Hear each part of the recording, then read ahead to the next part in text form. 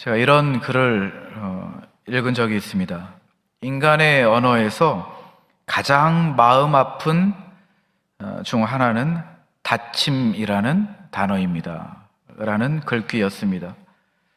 닫혀 있다. 다침이라는 것이 우리에게 있어서 가장 아픈 단어이다. 그런 글귀였습니다. 이렇게 한번 생각을 한번 해보았습니다. 어제 저녁에 이런 생각을 한번 해봤는데요. 저희 가정이 오래전에 계획한 가족 여행이 있습니다. 드디어 그날이 왔어요. 그날이 왔고 이제 오랜 시간 동안 차를 타고 이동을 해야 되는 순간이 있습니다. 아이들이 설레느라 잠을 잘 수 없고, 또 아침에 엄마 아빠는 분주합니다. 도시락도 싸고 또 짐도 싸는 거죠. 그리고 오랜 시간 동안 차를 타고 이동을 했어요. 국립공원에 갔는데 오늘은 휴무, 이렇게 닫혀 있는 겁니다. 벌써 마음이 아프시죠? 네, 마음이 아픕니다. 얼마나 그 시간이 혼란스러웠겠어요. 무질서해지고 얼마나 신경이 날카로워지겠습니까? 네, 아이들은 울겠죠. 네, 부부가 서로 비난하겠죠. 그것도 확인 안 하고 여행을 가느냐. 아마 이제 그런 에피소드가 여러분들 가정 가운데 있을 거라고 저는 생각을 해보았습니다. 여러분, 우리의 삶에도 그런 다친 분들이 많이 있습니다. 다시 돌아오지 않는 시간들이 있어요. 떠나보낸 사람들도 있습니다. 이제는 내 힘으로는 어떻게 할 수 없는 그러한 닫혀있는 시간들이 참 많이 있죠. 시간이 지날수록 점점 더 우리에게 있어서 이 닫힌 분들은 많이 생겨납니다. 그것이 계속 쌓여가는 거죠. 오늘 우리에게 언젠간 마주해야 하는 가장 크고 무거운 문이 있습니다. 그 문이 무엇입니까? 죽음이라는 문입니다. 그런데 오늘 우리는 그 닫힌 문 앞에 열림이라고 써 붙이신 주님을 만납니다. 예수님께서 부활하신 거죠. 모두가 다 닫혀 있는 걸로 알고 있었는데 오늘 보니까 문이 열려 있는 것입니다. 예수님이 부활하셨죠. 여러분, 한 가지 저는 질문을 드리고 싶습니다. 예수님의 부활이 정말 일어났습니까? 네, 믿으시지요? 맞습니다. 예수님은 역사적으로 부활하신 분이십니다. 부활하셨습니다. 사실입니다. 그런데 그것을 사실로 여기지 않는 많은 사람들도 있습니다. 정말 제자들도 믿지 못했습니다. 예수님의 부활을 제자들도 믿지 못했어요. 그런데 우리가 한편으로 이해할 수 있는 것은 무엇이냐면, 당시의 헬라 시대에서는 그리스 사람들은 이 부활에 대한 개념이 없었습니다. 그들의 세계관, 그들의 문화에서는 부활이라는 개념이 전혀 없었어요. 그냥 죽으면 영혼이 몸으로부터 해방되는 것, 그 정도만 알고 있었습니다. 유대인들도 마찬가지죠. 유대인들도 그냥 모두가 함께 다 부활하는 것은 이해하고 있었지만, 단 한 명이, 역사 가운데 단 한 명이 부활할 것이라고는 그들의 개념과 그들의 생각 가운데는 전혀 존재하지 않았습니다. 그러니까 예수님이 부활하셨다고 하니 제자들이 믿을 수 없었겠죠. 그러나 우리가 성경을 보고 기독교 역사를 보면 제자들이 예수님의 부활을 목숨 걸고 증언한 사건들이 참 많이 있습니다. 신비로운 거예요. 그들의 생각과 세계관과 그들의 문화 가운데에는, 그들의 배움 가운데에는 부활이 없었지만 예수님의 부활을 목숨 걸고 평생을 지킨 사람들, 이것이 부활의 능력입니다. 마가복음을 보면 예수님의 매장 장면이 법정 진술처럼 나와 있습니다. 빌라도가 백부장에게 확인합니다. 정말 죽었느냐? 물어봐요. 요셉도 세마포로 시신을 쌌고 마리아들도 분명히 눈으로 무덤을 확인했습니다. 그런데 성경은 그렇게 이야기합니다. 우리가 확인했다. 정말 예수님이 돌아가셨습니다. 그렇게 말하는 겁니다. 예수님이 돌아가셨어요. 예수님이 장사되셨습니다. 여러분, 성경은 그걸 강조합니다. 예수님이 죽으셨고 장사되셨다. 왜 그것을 강조합니까? 예수님이 부활하셨다라는 것을 말하기 위해서 강조하는 겁니다. 사도 바울도 그렇게 강조했습니다. 고린도전서 15장 말씀해 보니까 주님께서 죽으시고 장사되시고 부활하셨다. 사도 바울도 강조했고요. 우리가 사도신경을 우리가 늘 매주마다 할 때에도 이런 사도의 고백들이 있죠. 고난을 받으사 십자가에 못 박혀 죽으시고 장사한 지 사흘 만에 죽은 자 가운데서 다시 살아나시며, 주님이 죽으시고 장사된 것은 너무나도 중요한 사건입니다. 왜냐하면 주님의 부활이 사실이기 때문입니다. 예수님이 장사된 것을 많은 사람들이 목격하고요. 그것도 모자라서 대제사장들이 가서 예수께서 평소에 3일 만에 부활한다고 하셨으니 지켜야 된다. 그래서 무덤을 돌로 봉인하고 그리고 경비병들도 지켜야 한다. 그렇게 부탁을 하고 요구를 했습니다. 그렇게 했습니다. 모든 것이 다 닫힌 거죠. 죽었고 장사되었습니다. 그런데 오늘 열려있는 거라는 겁니다. 예수님이 부활하신 거예요. 여러분, 부활이 우리에게 그렇게 능력으로 다가옵니다. 여러분, 부활을 우리가 강조하는 이유가 뭐냐면요, 오늘 말씀입니다. 고린도전서 15장 17절 말씀 우리 함께 읽겠습니다. 15장 17절 시작. 그리스도께서 다시 살아나신 일이 없으면 너희의 믿음도 헛되고 너희가 여전히 죄 가운데 있을 것이요. 이 말은 뭐냐면요, 예수님의 부활이 없다면 예수님의 죽음은 실패한 것이다 라는 겁니다. 예수님의 부활이 없다면 하나님이 그 예수님의 대속을 인정하지 않는 꼴이 된다라는 것입니다. 이게 무슨 말이냐면 부활이 없다면 우리는 여전히 죄 안에 있다는 것입니다. 반대로 이야기하면 예수님께서 그러므로 부활하셨습니다 라는 논리가 되는 거죠. 그러므로 우리가 기독교에서 부활을 얘기할 때는 장식이 아닙니다. 예수님의 부활은 우리 신앙의 토대가 되는 겁니다. 우리가 믿음으로 우리의 신앙을 이야기할 때, 나의 신앙 생활을 이야기할 때, 생활 신앙을 이야기하고 우리의 믿음의 고백을 이야기할 때는 그 토대가, 기초가 예수님의 죽으심과 장사되심과 부활을 반드시 우리가 이해하고 능력 가운데 믿음으로 고백해야 됩니다. 그것이 기독교의 가치이고 우리의 신앙의 본질입니다. 여러분, 예수님은 부활하셨습니다. 그러면 이 예수님의 이 부활이 실제로 우리에게 어떤 일이 일어납니까? 사도행전 2장 24절을 찾아보겠습니다. 사도행전 2장 24절입니다.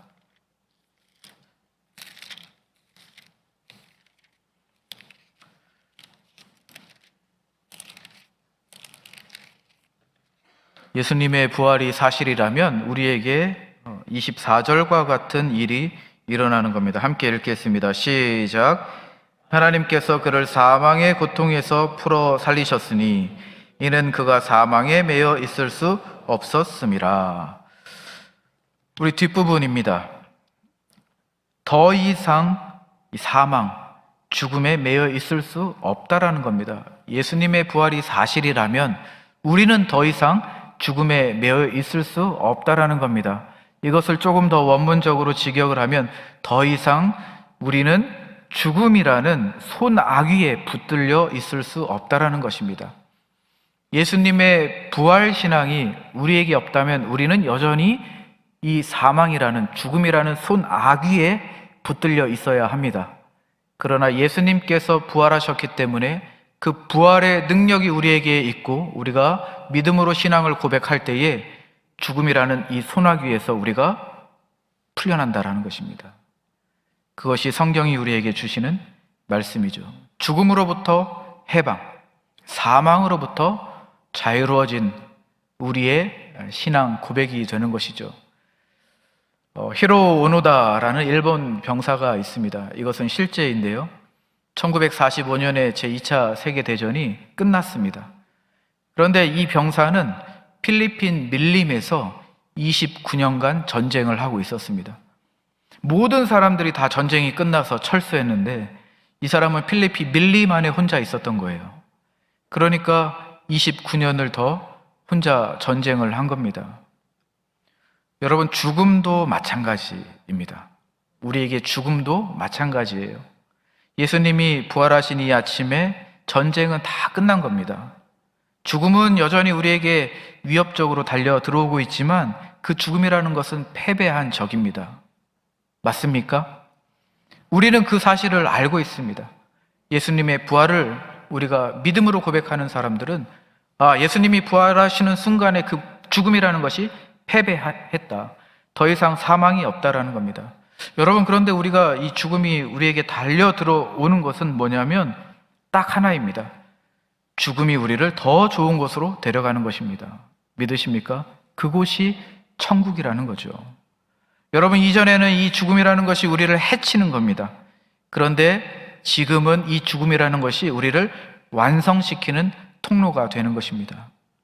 죽음이라는 것은 이전에 두려웠던 것입니다. 그러나 예수님의 그 부활을 믿는 우리에게는 이제 죽음이라는 것은 우리에게 가장 좋은 것이 되었습니다. 싸움은 그렇게 끝이 난 거죠. 예수님께서 부활하심으로 인해서 죽음과의 싸움은, 사망과의 싸움은 이미 끝난 것입니다. 그래서 사도 바울이 이렇게 조롱을 합니다. 고린도전서 15장 55절 말씀에 죽음아, 이제 내가 뭘 할 수 있겠느냐? 무덤아, 네가 이겼다고 생각하느냐? 사도 바울이 이렇게 담대하게 이야기하는 거죠. 이긴 사람만 할 수 있는 믿음의 고백입니다. 이 고백이 우리에게도 있을 줄로 믿습니다. 부활의 능력 안에 사는 우리가 선포할 수 있는 믿음의 언어입니다. 죽음아, 이제 네가 뭘 할 수 있겠느냐? 무덤아, 네가 이겼다고 생각하느냐? 우리가 살아가는 이 세상에서는 여전히 두려움이 있습니다. 불확실한 미래를 보면서 현재를 살아가는 불안함도 있고, 또 한국에 계신 부모님들에 대한 생각과 염려가 있습니다. 우리 아이들이 잘 자랄까라는 걱정도 있습니다. 그리고 내 몸이 예전 같지 않다라는 느낌도 있습니다. 미래에 대한 막막함도 있고요. 이런 두려움이 우리 안에 있습니다. 그런데 여러분, 이 두려움을 파고 내려가면 결국에는 거기에 한 가지만 남는 겁니다. 잃어버리는 것들에 대한 두려움, 죽음에 대한 두려움입니다. 우리가 시간이 지날수록 다치고 잃어버리거든요. 이런 잃어버리는 것들에 대한 두려움이 우리 안에 있는 거죠. 그런데 예수님의 부활을 기념하는 이 시간에는 우리 안에 있는 그 두려움이라는 뿌리를 건드리는 것입니다. 가장 깊은 곳에서 해결함 받는 겁니다. 예수님의 부활은 우리의 두려움의 가장 깊은 그 뿌리 안에 있는 잃어버리는 것들에 대한 두려움과 죽음에 대한 두려움을 건드리는 것이 바로 예수님의 부활입니다. 예수님의 부활이 우리에게 말씀하십니다. 두려워하지 말아라. 죽음아, 사망아, 무덤아, 네가 이겼다라고 생각하느냐? 주님이 부활하시면서 그 모든 것들을 다 패배하게 만드셨습니다. 여러분, 이것이 부활 소망입니다. 부활 소망은 우리에게 위로가 있습니다. 그런데요, 위로뿐만이 아니라 회복이 있고 잃어버린 것들을 찾을 수 있다라는 약속이 있습니다. 그것이 부활 소망입니다. 여러분, 우리가 어렸을 때 살았던 집을 한번 기억해 보십시오. 기억나시나요? 우리가 어렸을 때 살았던 그 집, 그 동네, 사람들, 그 분위기와 냄새 있지 않습니까? 어떤 냄새가 있습니까?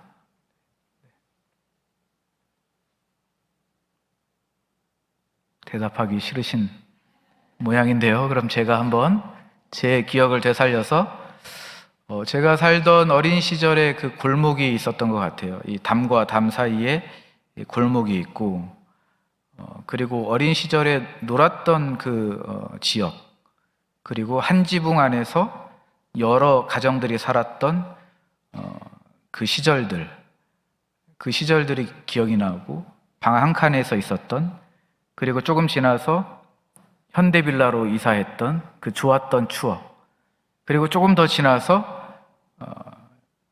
아버지 목회하시는 교회 건축하시면서 또 있었던 사택, 그리고 또 한 번에 또 사택, 이런 기억들, 그 안에서 또 함께 놀았던 친구들, 이런 기억들이 있습니다. 그런데 한번 예전에 이제 그 지역을 가봤더니 없어진 것들이 있어요. 네, 그 자리가 없어졌고, 길이 없어졌고, 또 친구도 없어졌고, 잃어버린 것들이 있었습니다. 이제는 그것들은 기억으로, 생각으로, 이 마음 한켠으로 두는 추억과 그런 기억들이 됐습니다. 기억 속에만 남아있는 장소죠. 언제든 갈 수 있을 거라고 생각을 했는데 이제는 갈 수 없는 곳이 되어버렸고, 언제든 만날 수 있다라고 생각을 했는데 이제는 만날 수 없는 사람이 된 거죠. 여러분, 우리가 이렇게 시간이 지나면 지날수록 그런 것들은 기억으로 남고 추억으로 남습니다. 다시는 만날 수 없죠. 잃어버리는 것들입니다. 그렇게 잃어버린 것들이 계속 쌓여갑니다. 그런데 여러분, 여기에 그리스도의 부활이 다른 종교들이 줄 수 없는 그 무언가가 있다라고 합니다. 다른 종교들은 사후의 행복을 약속을 합니다. 위로하는 거죠. 그러나 우리에게는 더 큰 것이 있어요. 회복이 있다라고 합니다. 회복이 있어요. 더 구체적으로 말씀드리면 그 잃어버리는 것들을 회복시키고 되찾아 주신다라고 성경이 이야기합니다. 그것이 무엇입니까? 예수님의 그 부활이 우리에게 주시는 것은, 우리가 예수님의 부활을 믿는 그 믿음 가운데에서 주신 부활의 소망은 뭐냐면, 주님이 다시 오실 때 만물이 새로워지고 새 하늘과 새 창조가 이루어질 때 우리에게 잃어버렸던 그 모든 것들이 다시 회복된다라는 약속입니다. 믿으십니까? 우리의 몸이 온전해진대요. 우리의 잃어버렸던 그 관계들이 다시금 되찾는데요. 우리가 잃어버렸던 그 시간들이 다시 온전한 형태로 온다라고 부활 소망을 가진 사람들에게 하나님의 약속의 말씀이 주어집니다. 여러분, 그러므로 우리는 아무것도 잃어버리는 것이 아닙니다. 상상할 수 없을 만큼 놀라운 방식으로 우리의 잃어버렸던 모든 것들이 전부 다 그 미래에 있습니다. 천국에 있는 거예요.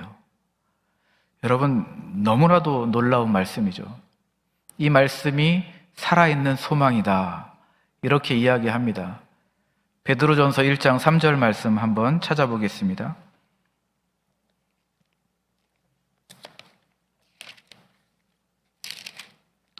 우리 4월 달에 사랑방 모임하실 때의 핵심 본문 말씀인데요, 바로 그겁니다. 살아있는 소망. 사도 베드로가 이것을 말하고 있는 거예요. 우리 함께 읽겠습니다. 시작. 우리 주 예수 그리스도의 아버지 하나님을 찬송하리로다. 그의 많으신 긍휼대로 예수 그리스도를 죽은 자 가운데서 부활하게 하심으로 말미암아 우리를 거듭나게 하사 산 소망이 있게 하셨다. 살아있는 소망입니다. 위로만 주는 것이 아니고요, 실제로 회복하고 잃어버린 것들을 다 찾는 그 소망을 우리에게 주셨다라는 것입니다. 믿으십니까? 예수님의 부활을 믿으신다면 우리에게 주신 이 살아있는 소망을 동시에 믿으십시오. 주님이 오시는 그때 새 하늘과 새 창조가 이루어지고 만물이 새로워질 때에 우리 한켠에 있는 그 잃어버렸던 모든 것들을 하나님이 온전하게 회복시켜 주신다. 돌려주시고 함께 그 안에서 기쁨을 누리게 하신다. 그것이 오늘 예수님의 부활과 함께 우리에게 주시는 하나님의 말씀입니다. 여러분, 그런데 이 부활이라는 것은요, 우리에게 고백으로만 끝나는 것이 아니고요, 우리가 사는 방식을 바꾸어 줍니다.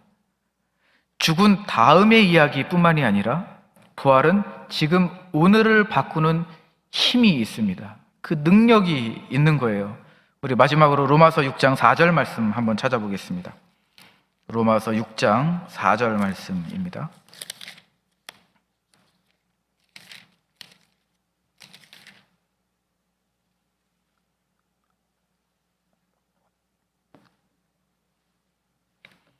네, 우리 함께 읽어보겠습니다. 시작. 그러므로 우리가 그의 죽으심과 합하여 세례를 받음으로 그와 함께 장사되었나니 이는 아버지의 영광으로 말미암아 그리스도를 죽은 자 가운데서 살리심과 같이 우리로 또한 새 생명 가운데 행하게 하려 하심이라. 아멘. 나중이 아니에요. 나중이 아니고 지금이라고 이야기합니다. 지금 부활하신 예수님과 우리가 연결된다면 지금 이 순간 우리가 죄를 이길 수 있다라는 말씀입니다. 우리 주님과 부활하신 주님과 우리가 연결될 때에 지금 우리는 누군가를 용서할 수 있는 힘이 생긴다는 겁니다. 누군가를 사랑할 수 있고 섬길 수 있는 그 부활의 능력이 우리에게 닿는다라는 말씀이 바로 이 말씀입니다. 히브리서 말씀에 보면 예수님께서 십자가를 견디신 비결을 말씀해 주십니다. 예수님께서 어떻게 십자가를 견디셨습니까? 주님이 말씀하셨죠. 자기 앞에 있는 기쁨을 위하여 내가 십자가를 참았다. 예수님이 그 십자가의 고통과 고난을 견디실 수 있었던 것은 고통 너머에 있는 그 기쁨이 십자가의 현장으로 미리 들어왔기 때문에 주님께서 그 시간을 견디실 수 있었습니다. 여러분, 우리에게도 아픔이 있죠. 고통이 있습니다. 삶의 고난이 있습니다. 우리가 어떻게 그 아픔과 고난과 허무함과 인생의 무의미함 가운데 이 우울함을 우리가 어떻게 견딜 수 있겠습니까? 주님께서 견디신 것 같이 이 너머에 있는 부활하신 주님의 그 기쁨, 영광의 기쁨이 우리의 삶으로 흘러 들어온다면 우리는 견뎌내고 이겨낼 수 있습니다. 그것이 부활의 능력, 현재성입니다. 부활의 능력이 우리가 죽은 이후에 그 능력이 나타난다면, 잃어버린 것들을 다 되찾는 회복이 있다면, 미래에 있다면 우리 현재에도 그 부활의 능력이 있는 것입니다. 먼 미래와 죽음 이후의 천국에서의 시간과 지금 이 시간에 부활의 능력 가운데 우리의 삶이 다 회복되기를 주님의 이름으로 축복드립니다. 여러분, 오늘 말씀의 제목은 모든 슬픈 것이 참이 아닌 날입니다. 여러분, 오늘 예수님께서 부활하신 날, 여러분 이 가운데 슬픔이 있고 눈물이 있고 고통이 있고 아픔이 있다면 그것은 다 참이 아니라는 말씀입니다. 그것은 여러분을 속이는 거예요. 왜냐하면 부활의 능력과 부활의 기쁨이 우리 안에 흘러오기 때문에 우리 안에 기쁨과 회복과 잃어버린 것들이 되찾는 은혜가 주어지는 날이 바로 오늘이기 때문입니다. 부활의 기쁨이고 은혜죠. 말씀을 마무리하도록 하겠습니다. 여러분, 부활은 실제로 일어났습니다.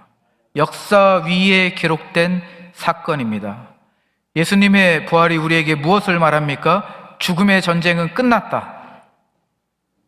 우리에게 있어서 죽음은 가장 좋은 곳으로 인도하는, 우리가 완전해질 수 있도록 통로 역할을 하는 것이 바로 죽음이다라는 것입니다. 두 번째, 예수님의 부활이 우리에게 무엇을 말합니까? 우리의 잃어버린 것들을 다 회복시키고 찾게 해주신다라는 말씀입니다. 잃어버린 시간, 잃어버린 사람들, 잃어버린 관계, 이 모든 것들을 다 그날에 주님이 우리에게 다 돌려주시고 우리가 함께 주님과 함께 예배한다라는 것이 오늘 주어지는 말씀입니다. 세 번째로, 부활의 능력이 우리 삶으로 들어온다고 하면 우리 삶이 슬프고 고통이 있고 눈물이 있는 것은 참이 아니다. 우리 안에는 부활의 영광과 기쁨이 우리 삶으로 흘러온다라는 사실, 우리 안에 기쁨이 채워지고 주님의 은혜가 채워지는 것이 부활의 능력이 우리 삶으로 온다라는 말씀입니다. 그러면 여러분, 우리가 어떻게 살아야 합니까? 우리는 이미 결말을 알고 있죠. 예수님의 그 무덤이 열렸습니다. 그러면 죽음의 문이 열린 것이고 상실의 문이 열린 것입니다. 생명의 문이 열린 것입니다. 여러분, 우리는 결말을 알고 있습니다. 모든 것을 바로 잡으시는 그날, 억울했던 것들이 풀리고 잃어버렸던 것들을 되찾고 이해할 수 없었던 모든 것들이 다 뒤집어지는 그날 우리가 살아있는 그 소망 가운데 우리의 모든 슬픈 것들이 참이 아니다, 우리가 신앙으로 고백할 수 있는 날입니다. 여러분, 예수님의 부활을 믿는 사람들은 죽음 앞에서 가장 자유로운 사람들입니다. 가장 두려운 것이 이미 해결되었기 때문입니다. 오늘 이 시간에 우리 고백합시다. 주님 살아나셨습니다. 예수님 부활하셨습니다. 주님 살아서 부활의 능력 우리에게 주셨습니다. 예수님의 이름으로 기도합니다. 아멘. 그렇게 고백할 수 있기를 바랍니다.